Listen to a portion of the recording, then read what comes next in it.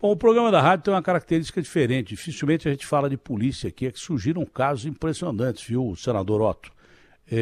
Casos impressionantes, casos de um sujeito que matava as pessoas e emparedava as pessoas. Ele foi encontrado numa casa com 6, 7 pessoas, na casa dele, emparedadas ali ou concretadas no chão. Ontem, num trabalho normal de rotina aqui, a gente viu que num buraco aberto tinha uma vala com uma moça concretada, sabe-se lá há quanto tempo. Era da região desse sujeito aí, conhecido como o monstro da favela Alba. Hoje a gente tem outro tipo de monstro aqui. Normalmente nesse programa aqui, que a gente não fala de polícia, a gente fala de monstro que mata as pessoas de fome, por exemplo. Não é? Exatamente. E, aliás, não são poucos. Uns roubam e matam as pessoas de fome, outros, com as atitudes econômicas que tomam, matam as pessoas de fome, daí por diante. Aqui a gente fala mais desse tipo de criminoso que quase nunca está ao alcance da lei. Quando está ao alcance da lei, vai para a cadeia, mas sai rapidinho. Sai rapidinho. Mas, senador, é um prazer conversar com o senhor, realmente é um prazer conversar com o senhor. Há muito tempo a gente estava dizendo que dever-se em relação aos combustíveis, né? Porque quais são os fatores principais que elevam a inflação? Primeiro é o combustível, segundo é a comida, uma coisa está relativamente ligada à outra. E os combustíveis não afetam só a comida, afeta tudo que você consome pelo transporte. Né? Os nossos caminhoneiros já provaram aí que com uma greve que fizeram, o país ficou de joelhos antes de vírus, antes de qualquer coisa, foi uma situação gravíssima. A coisa acontece aqui, a coisa acontece na França. A França tem verdadeiro pavor de caminhoneiro parar. Eles têm uma entidade muito segura lá, muito firme. Então tem verdadeiro pavor. O combustível não pode aumentar do jeito que está aumentando, não adianta. O Bolsonaro vai, olha, eu vou tirar o presidente da Petrobras, porque o cara atrela a Petrobras ao dólar e atrela a Petrobras ao barril de petróleo. Eu vou botar outro cara lá. Aí põe outro cara lá e o cara está fazendo a mesma coisa. Não mudou nada. Então, nós esperamos realmente que essa Comissão de Assuntos Econômicos do Senado consiga resolver com a criação desse fundo. O senhor vai explicar para a gente como é que funciona, de uma forma coloquial, para que as pessoas entendam, não é? Como é que esse fundo que pode desatrelar o preço do barril de petróleo lá fora. Não é? A gente tira aqui barril de petróleo o que é $20. A gente é autossuficiente em petróleo, só que não tem refinaria. A gente exporta o petróleo e compra não só o combustível, mas manufaturados do petróleo, porque a gente também não tem indústria suficiente para fazer produto. É por isso que tem esse desemprego desgraçado no Brasil, né? A gente só exporta commodity, é uma grande fazenda do mundo o Brasil. Isso tem que mudar, precisa mudar e vai mudar. Em relação aos combustíveis, como é que esse fundo funcionaria para tirar o dólar com fator referência e tirar o barril de petróleo com fator referência, porque não é justo o brasileiro não receber em dólar, a nossa moeda ser muito fraca perante ao dólar e a gente pagar combustível em dólar e, por consequência, aumentar tudo e aumentar a inflação, que já bateu mais de 2 dígitos, e isso é impossível qualquer país sobreviver. Bom dia, senador, que prazer falar com o senhor. Bom dia, Datena, é um prazer falar com você também. Permita-me que deixe um abraço do meu colega, Cajuru, que fala o tempo inteiro lá no Senado. Meu irmão. E você. Meu irmão. Seu irmão, considera seu irmão. Eu sou muito amigo dele, nós conversamos muito. Fomos criados juntos, eu, Cajuru, Heraldo Pereira. Fomos criados todos juntos, eu, Cajuru, Heraldo Pereira, na região de Ribeirão Preto. Aqui da Bahia também tive um grande amigo que se foi, lamentavelmente, que era o Mário Sérgio Ponte Paiva, meu grande amigo. Meu irmão, aqui, que falava bem do senhor pra caramba. O Mário Sérgio falava bem de pouca gente. Eu operei o Bruno, filho dele. Eu operei o Bruno aqui na Bahia. Eu sei. Teve problema. Agora, o Mário Sérgio falava bem de pouca gente. O senhor era um dos poucos que ele falava bem e gostava muito do senhor. Ele adorava o senhor. O Mário era um amigo querido.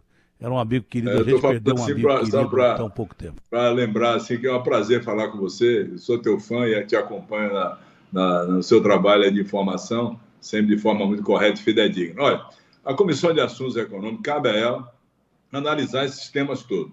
Eu sou o presidente dela e tenho analisado vários temas, inclusive a questão do imposto de renda, que foi encaminhado para lá. Agora não vai passar por lá a PEC dos precatórios, vai ser na CCJ, mas gosto de estudar muito isso. A questão dos combustíveis no Brasil, na minha opinião, na opinião da maioria dos componentes da Comissão de Assuntos Econômicos tem um equívoco muito grande. Esse preço de paridade internacional, dolarizando os combustíveis no Brasil. E isso reflete, como você falou, em vários setores, né? Da inflação, vai refletir muito fortemente no agronegócio, porque o diesel subindo aumenta o custo para preparar a terra, para plantar e para colher, além de outros problemas que vão se seguindo ao longo desse período que o Brasil e a Petrobras praticam assim. Olha, você falou sobre extração de petróleo no Brasil, autossuficiente. A extração do petróleo no Brasil, 70% da extração é paga em real, só 30% é paga em dólar. Equipamentos que se importam para se fazer a prospecção do petróleo. O refino, no Brasil, da mesma forma. 80% é pago em real. O salário dos funcionários é pago em real. O custeio operacional da máquina Petrobras é pago também aqui dentro em real. Quase tudo, só 30%, 20% é pago em dólar. Como é que pode fazer a paridade completamente em dólar? Tinha que levar em consideração o custo em real dentro do Brasil. Aí o que a Petrobras faz hoje, Datena? Não pensou, e aí não é culpa do governo atual, também lá atrás, de preparar as refinarias. A refinaria do meu estado aqui, da Bahia, a Mataripe, que foi privatizada, está funcionando só com 60% da capacidade instalada. Assim está Abreu Lima e outras tantas. O Brasil tem hoje em atividade, me parece, 14 refinarias, todas elas com capacidade instalada funcionando a menor. O que é que a Petrobras faz? Fica na zona de conforto. Vou exportar o óleo bruto, vou ter lucro. Para exportar, eu não pago imposto absolutamente nenhum, e depois vou importar aquilo que foi refinado lá fora. Aí vem o diesel, vem a gasolina e vem pelo preço compatível com o dólar. Não dá para continuar assim. Aí vem esse lucro que aconteceu recentemente de 31 bilhões de reais para os grandes investidores. O nosso compromisso, o compromisso da Petrobras, que é uma estatal... Foi um trimestre tem que ter isso? compromisso Foi social isso? Com... Foi no último trimestre, o 31 bi? O trimestre, acho que no último trimestre. 31 bilhões. 31 Quer dizer, bilhões. a gente respeita o acionista da Petrobras, mas a gente tem que entender o seguinte, a gente não pode ficar beneficiando o acionista da Petrobras, principalmente porque os pequenininhos são pequenininhos. A maioria de acionistas da Petrobras são grandes fundos internacionais que compraram grande cota de ações. Então a gente não pode beneficiar os acionistas da Petrobras e ferrar um país com 210 milhões de habitantes. Não dá. Você não pode afundar o Brasil por causa da Petrobras. Outra coisa, a Petrobras, o presidente da Petrobras tem que entender que ela é estatal. É uma empresa de capital aberto, mas é estatal. Antes dos interesses dos acionistas da Petrobras, está acima de tudo o interesse de segurança nacional do Brasil. Eu, por exemplo, jamais privatizaria, eu faria o retorno. Eu ressarciria todo o acionista da Petrobras e tornaria a Petrobras estatal de novo e privatizaria empresas que não prestam. Essas eu privatizaria, que dão prejuízo, essas eu privatizaria, essas sim. Mas a Petrobras, por uma questão de segurança nacional, não pode ser privatizada. Esse é o meu ponto de vista, posso estar até errado. Mas Datena, você quer que fique tudo em cima do Estado? Não, eu quero que fique para o Estado o que é bom. O que é ruim, que a gente não consegue administrar, pode ser bom na mão do capital, do capital privatizado. Agora, você abrir capital para uma empresa que é fundamental de segurança nacional, como agora a gente está observando. Primeiro roubaram a Petrobras para caramba. Quase todos os partidos foram lá e botaram o duto do Petrolão, que agora querem negar, na Petrobras. E agora querem recuperar esse lucro num tempo aí mínimo de 5, 6 anos e ferrar o Brasil inteiro. Não dá, simplesmente não dá. Me perdoe você que é acionista da Petrobras, a maioria nem está me ouvindo porque fala inglês, fala sei lá que língua, mas acima do interesse do acionista está o interesse do Brasil, não, senador? Exatamente, sua análise é corretíssima. Concordo plenamente, é o que nós estamos pensando também no Senado Federal. Eu acho que a Petrobras, como estatal, não pode deixar de ter o compromisso social. Tudo bem que o investidor tenha o seu lucro porque ele investiu, mas não um lucro de 31 bi em 3 meses. Não tem outro negócio que dê esse lucro. Não tem como. E quem são os investidores? Você falou, a maioria fala inglês, então são os grandes bancos que estão investindo lá e tendo esse lucro, que é um lucro, na minha opinião, exorbitante. E o principal interessado na Petrobras é o consumidor que está no trabalho no dia a dia. Você falou o caminhoneiro, é o que está no Uber para ganhar o seu dinheiro, para sustentar as suas famílias. Todas essas pessoas dependem do preço dos combustíveis, da gasolina, sobretudo, e do diesel. Então, nós apresentamos um projeto de autoria do senador Rogério Carvalho, e está em análise lá com um senador que entende bem desse setor, que é o senador Jean Paul Prats, lá do estado do Rio Grande do Norte, que conhece muito bem essa política de petróleo e de gás e sabe como fazer um parecer nesse sentido, para nós aprovarmos isso e cobrar imposto de exportação. É um ótimo negócio. Eu tirei o óleo, exportei, ganhei dinheiro, deu lucro e o consumidor é que vai pagar o preço que ele quiser pagar. Zona de conforto da Petrobras. Não pode ser assim. O que a Petrobras devia ter pensado, não é coisa da agora, mas de muito tempo, era estabelecer aqui dentro a refinaria. Não tem nenhum país, os países árabes, por exemplo, da Atena, quando eles exportam o óleo cru, eles cobram imposto? Claro que cobram imposto. Cobram imposto, é exportado com um imposto que é cobrado. O Brasil também devia fazer a mesma coisa. Esse imposto ia acionar e levar recursos para um fundo de estabilização dos preços no mercado interno.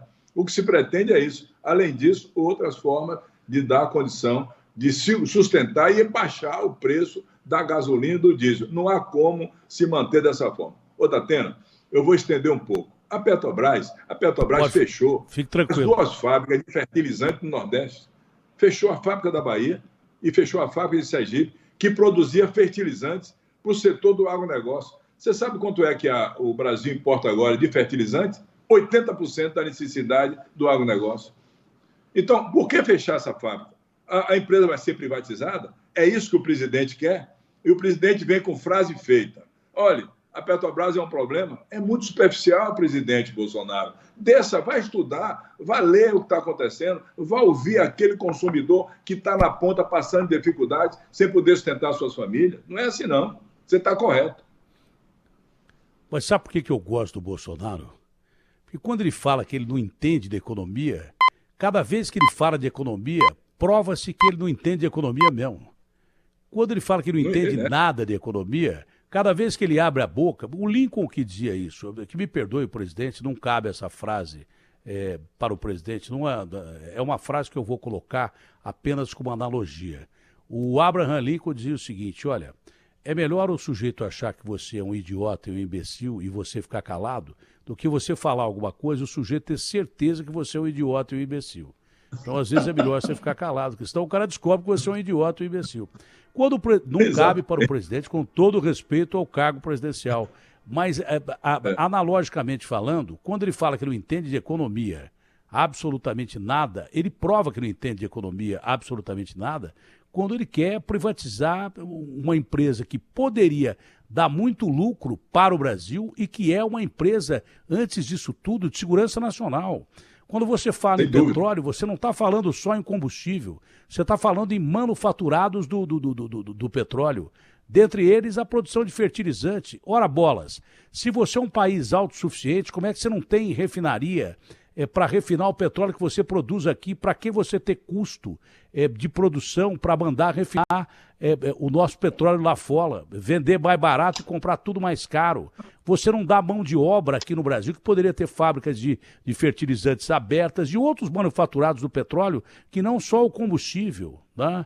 Inclusive refinarias que, se estivessem funcionando, só as que o senhor falou, as 14, se estivessem funcionando a todo vapor, empregaria muito mais gente, desses 14 milhões de desempregados no Brasil. O Brasil tem uma série de problemas que nos levam à época do extrativismo colonial. Parece que aqui é um país extrativista da época do colonialismo. O Brasil não pode continuar assim, porque assim a gente não tem emprego. Por quê? Porque não tem indústria. Precisa ter indústria. Entendeu? Aí tudo que a gente manda fazer, a gente importa coisa que a gente podia estar produzindo aqui. Esses manés do mundo inteiro globalizado acharam que eram mais inteligentes, por exemplo, que a China, e mandaram a China fabricar tudo. A mão de obra, 1 bilhão e 600 milhões de chineses. Mandaram tênis Nike, China. Cueca Calvin Klein, China. Porsche, China. Mercedes, China. O que o chinês fez?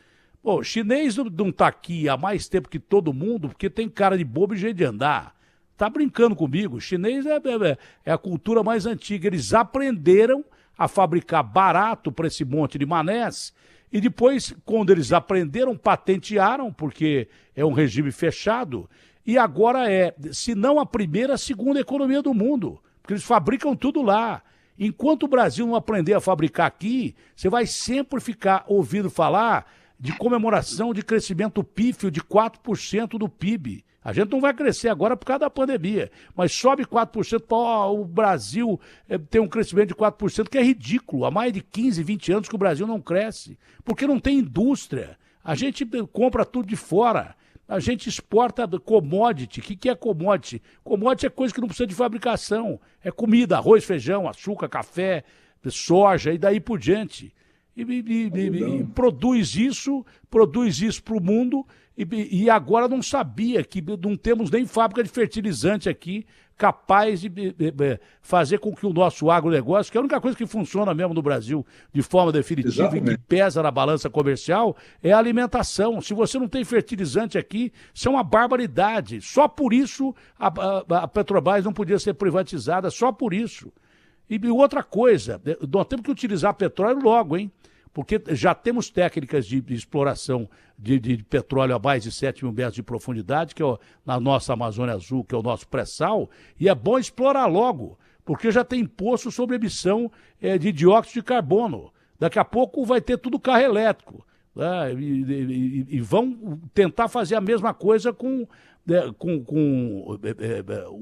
as nossas fábricas. Nós vamos fazer o que com o petróleo? Nós vamos tomar petróleo com cachaça?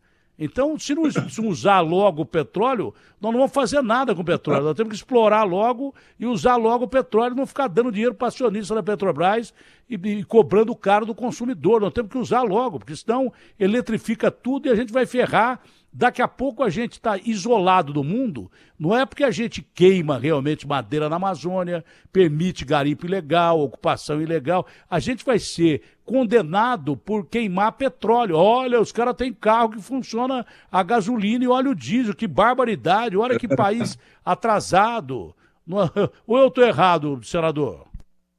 Está certíssimo, você está certíssimo. Essa questão que você falou dos fertilizantes, Datena, foi a Petrobras que, em 2019, no primeiro ano do governo Bolsonaro, mandou fechar 2 fábricas de fertilizantes. Uma aqui na Bahia, que o governador agora reabriu, dando incentivos do governo do estado, incentivos fiscais de ICMS, e a outra em Sergipe, produzia a ureia, amônia, todos os derivados aí de fertilizantes. Resultado, o Brasil está importando isso que eu falei, 80% dos fertilizantes, e não tem agora. O agronegócio está ameaçado de não ter o fertilizante. Além disso, não ter também nem o herbicida para controle das pragas. Estamos vivendo um momento difícil. Sobe o diesel e esse setor que deu solução ao Brasil pode ter um problema gravíssimo no ano de 2022. Você não encontra o fertilizante, o herbicida, o defensivo agrícola e o diesel subindo. Então, a Petrobras foi que fechou a Fafem aqui na Bahia e a Fafem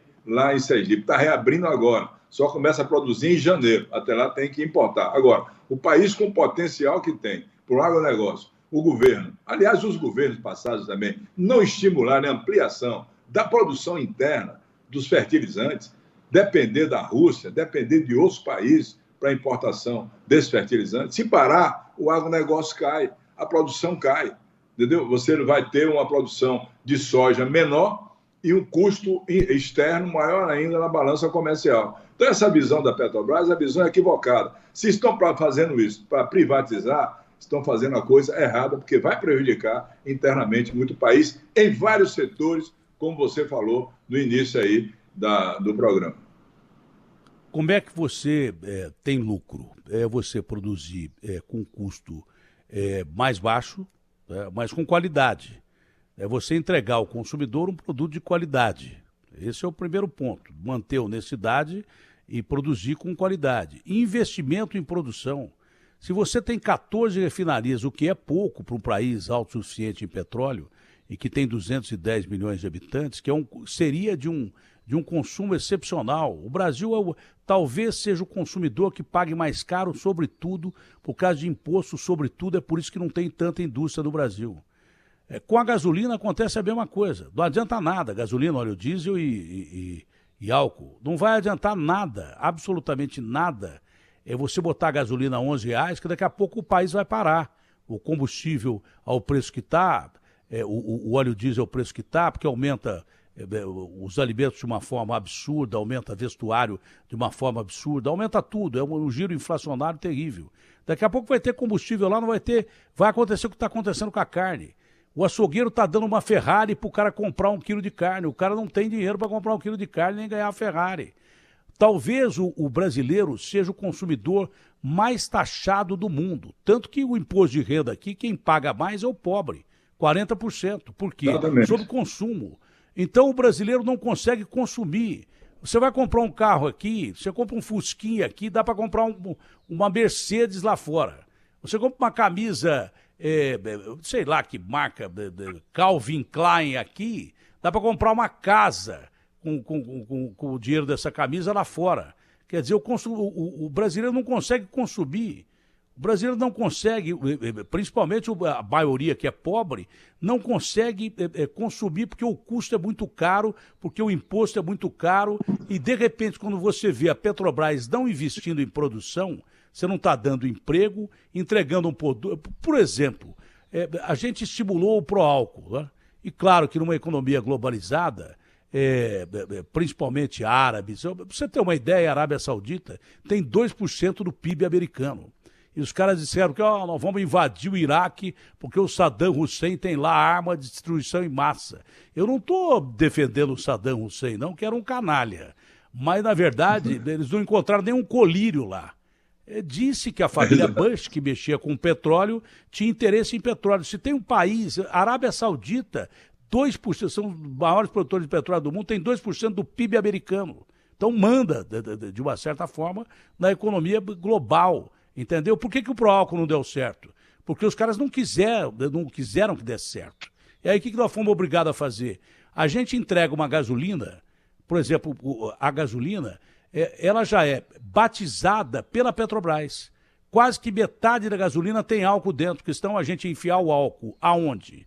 Porque os gringos não permitiram que fabricasse álcool nos países deles, que é um combustível muito menos poluente, não precisava nem de eletricidade. A emissão de carbono seria reduzida desde a época do pró-álcool. Isso quando morava em Ribeirão Preto ainda, mais de 30 anos atrás, a produção ali na minha cidade, no Nordeste, de álcool, é uma coisa impressionante.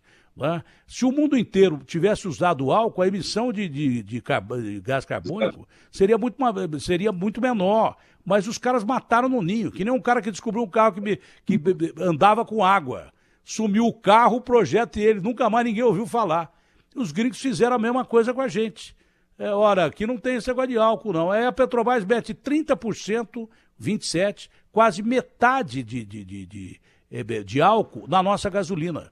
Essa gasolina, o gringo compra lá fora, porque é dolarizado, pelo mesmo preço. Só que ele põe só gasolina dentro do carro dele.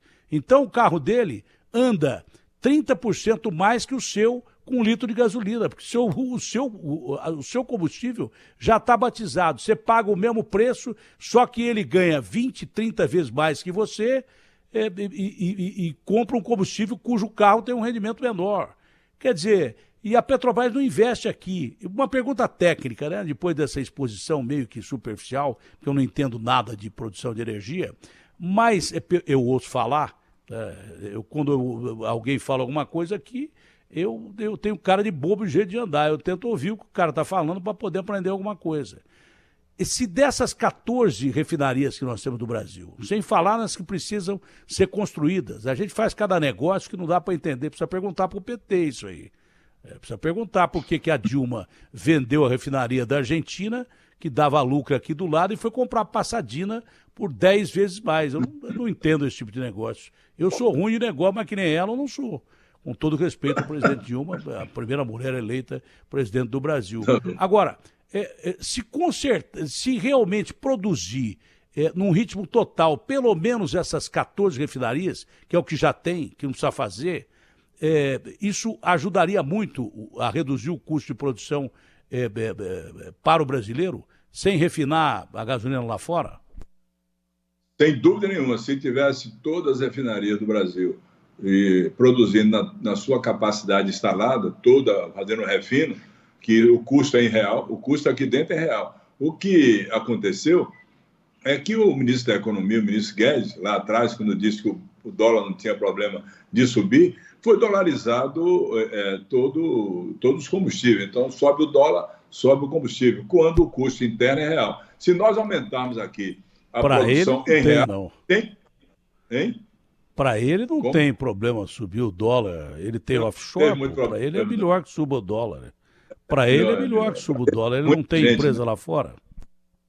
Para muita gente, para empresa de offshore. Agora, então, quando fez isso, não fez considerando o custo da extração em real e o custo também do refino em real. Como você falou com muita propriedade, se todas essas refinarias estivessem funcionando na sua capacidade instalada, é claro que o combustível teria que baixar. Mas a Petrobras quer fazer o lucro e exporta o petróleo bruto, não tem imposto para exportar, e esse imposto é que nós queremos cobrar para fazer um fundo e aliviar o preço no mercado interno aqui dentro. Nós vamos fazer agora, terça-feira da Atena, audiência pública, que eu convoquei, com o presidente da Petrobras, com o ministro da Economia, Paulo Guedes, e o ministro da Minas e Energia, Nakai. Vai ser agora no dia 23, terça-feira, começa às 9 horas da manhã, para debater esse tema. Eles vão ter que explicar por que o custo real não é considerado dentro da composição dos preços dos combustíveis, do diesel e da gasolina aqui no Brasil. Tem que ser. Além disso, tem um outro fato, que esse é de domínio político da Atena, e você pode entrar muito bem nisso. Nós temos aqui no Brasil, são 5 ou 6 distribuidoras que dominam o mercado. Eu não me lembro assim, Ipiranga, Shell, Raízen e mais 2 ou 3, que são aquelas que distribuem no monopólio para a distribuição desse produto, que também tem que ser investigado. Nós vamos também fazer audiência pública para ouvir essas empresas que dominam esse mercado. Então, a gasolina, o diesel, o álcool, sai dali da bomba e tem um custo operacional muito alto até chegar lá. E quem coloca esse custo é o monopólio dessas empresas distribuidoras. Isso tem que ser revisto também. Então, existe um conjunto todo, e quem fiscaliza isso são as agências. As agências da Atena no Brasil são indicadas politicamente. E essas agências, todas elas, da maioria, têm ligação com esse setor de monopólio. Claro. Qual a maioria delas tem ligação com o setor de monopólio? Então, é o mesmo caso, eu estou te falando agora dos combustíveis, dessas todas empresas que dominam esse mercado de distribuição de combustível no Brasil. Agência Nacional de Saúde, reguladora de saúde. A maioria dos caras já trabalhou para grandes conglomerados de planos de saúde, enfim, você viu na CPI o caso da Prevenção aí, né? Nós pegamos na CPI. Elétricas. A maioria dessas pessoas que trabalham da agência de elétricas já trabalhou nas elétricas. Egresso das empresas, exatamente. Quer dizer, não precisa ser inteligente, pode ser burro que nem eu, para perceber que tem coisa errada aí. As agências reguladoras, tem gente que regula, que trabalhou do outro lado e continua trabalhando do outro lado sem estar no outro lado. Essas agências reguladoras têm que ser investigadas. Com essas distribuidoras também. Claro. Mas a gente está falando aí do petróleo e está falando do gás também. Esse fundo teria algum fator de determinar preço de gás de cozinha também? Porque é o que eu falei, o Brasil vive na época do colonialismo. Acho que é até pior do que isso. Daqui a pouco os caras vão começar a propor escambo. Porque o nosso dinheiro está valendo, escambo é troca. Está valendo tão pouco que o cara fala assim, te dou uma vacina aqui, você me dá um barril de petróleo, porque senão não te dou a vacina. Nós vamos trocar aqui. É como a gente fazia com os índios. Trocava espelhinho, nós, os espanhóis, e todo mundo. Aqui nós matamos 6 milhões de índios. Nós matamos 6 milhões de índios aqui, só no Brasil. E trocava espelhinho, dobrava os índios, né? Eles vão fazer isso com a gente daqui a pouco. Nós vamos mandar o fertilizante para você produzir comida para nós, desde que você venda o petróleo bem baratinho. Senão não tem comércio com vocês. E a gente não tem um traque para se defender. Não tem um traque. O presidente é militar e as Forças Armadas estão depauperadas. Eu defendo Forças Armadas fortes para defender um território brasileiro que é um território de maiores riquezas do mundo. As nossas Forças Armadas estão depauperadas porque a gente é um país que tem que defender o seu território. A nossa origem não é de fazer guerra. A nossa origem é de nos defendermos. Mas a gente não tem bala para uma hora de guerra. E o presidente é militar. O que ele fez pelos militares? Nada. O que ele fez pela polícia? Nada. Então é um país que tem que aceitar a regra do jogo e ainda quer brigar com os grandões lá fora. Lembra quando o Bolsonaro disse, olha, vamos tentar conversar, senão é na porva. A porva que ele queria dizer era contra os Estados Unidos, você imagina. Os Estados Unidos, se apertar um botão, a gente para de falar aqui. 2 minutos nós sumimos do ar, todos nós. Então, já que não tem porva, tem que... Primeiro, eu acho que tem que realmente reestruturar as nossas Forças Armadas, isso de verdade, porque nós temos muita instabilidade nesse país que nos cercam aqui. Além da economia geopolítica impressionantemente modificada hoje em dia, de estratégia geopolítica modificada, a América do Sul traz muita instabilidade, até mais que em outros países em que são zonas de guerra e que podem virar zonas de guerra. A gente precisa ter instituição de defesa forte no Brasil. Não adianta o cara ser militar e não olhar para os militares, não olhar para a polícia, não olhar para...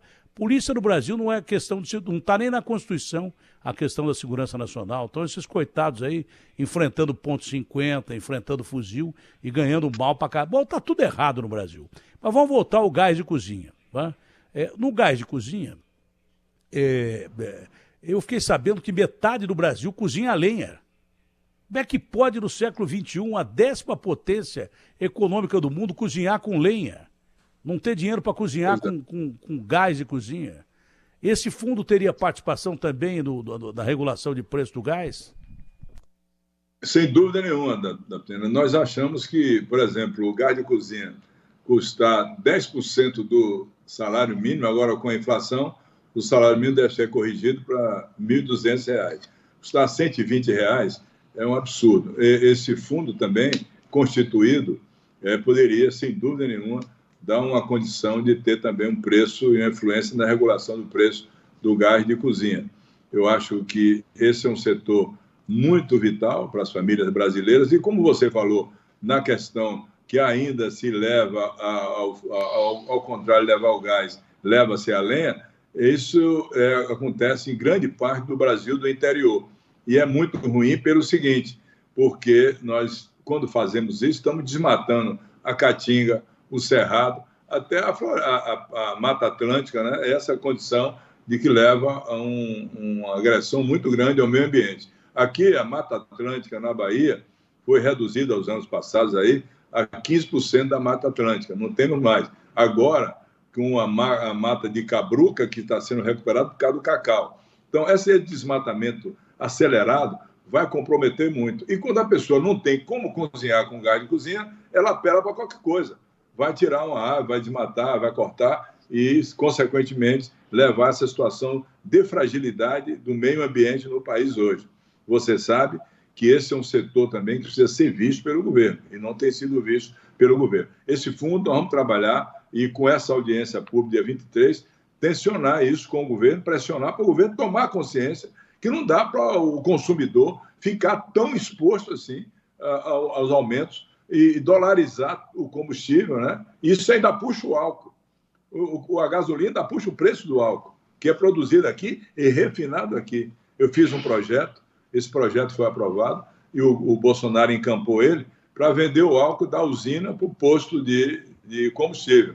Mas aquelas empresas que eu te falei que regulam o mercado dominaram de uma forma que nem isso o produtor da usina pode levar lá para o posto de combustível o álcool que é fornecido em todo o Brasil. Para quem é intermediário de uma época de crise como essa, tem que quebrar esse monopólio.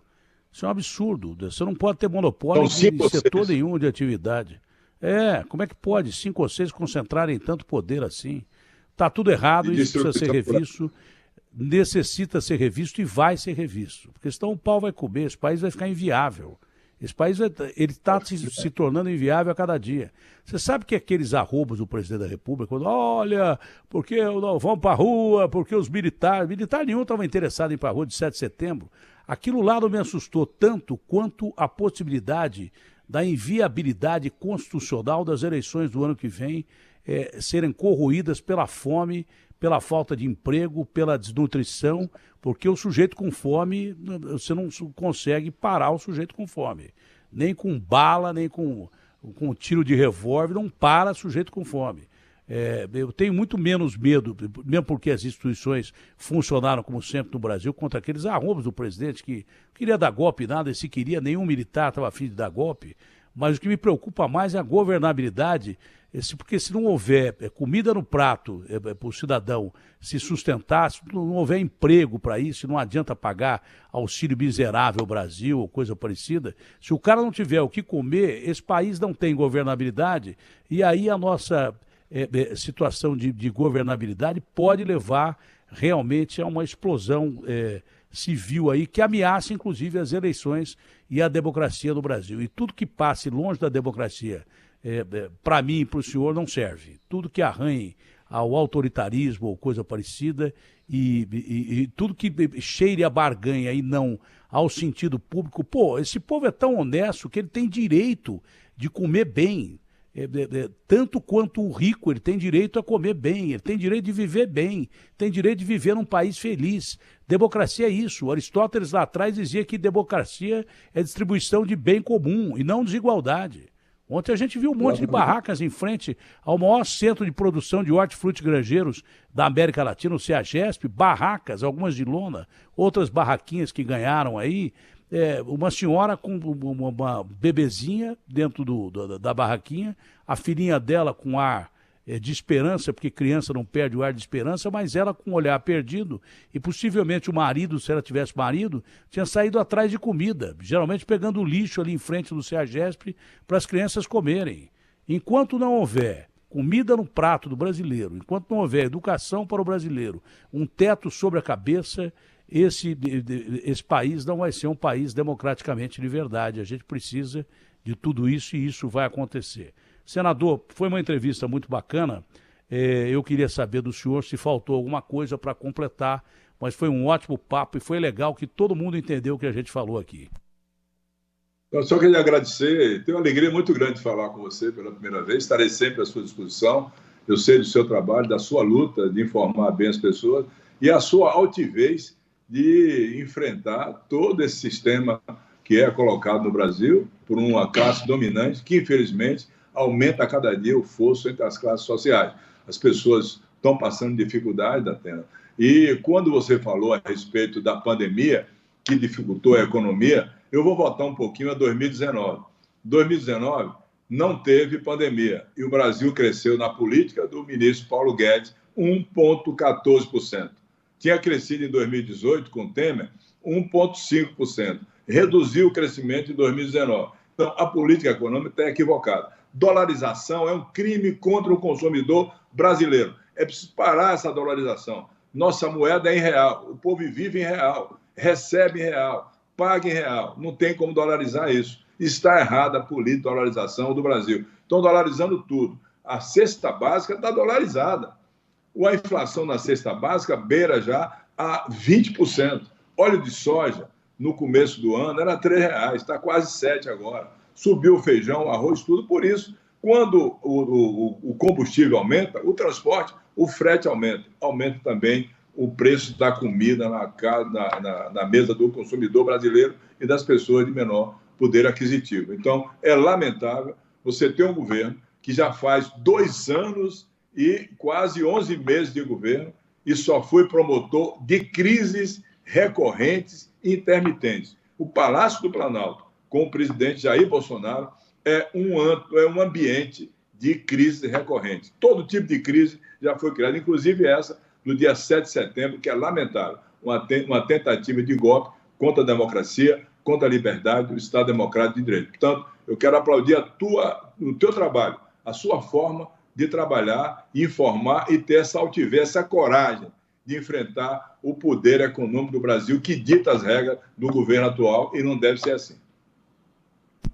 Senador, parabéns ao senhor, em homenagem ao nosso grande amigo Mário Sérgio, um abraço grande, ao nosso Gilberto Kassab, não é? Que líder, Gilberto Kassab, presidente tá? do seu partido, eu grande estou preparando o tapete vermelho para você chegar no PSD e ir para o governo aí, eu estou para o Senado. Estou aguardando você lá no Senado. Vamos Vamos ver, fazer uma porque tem boa tanto.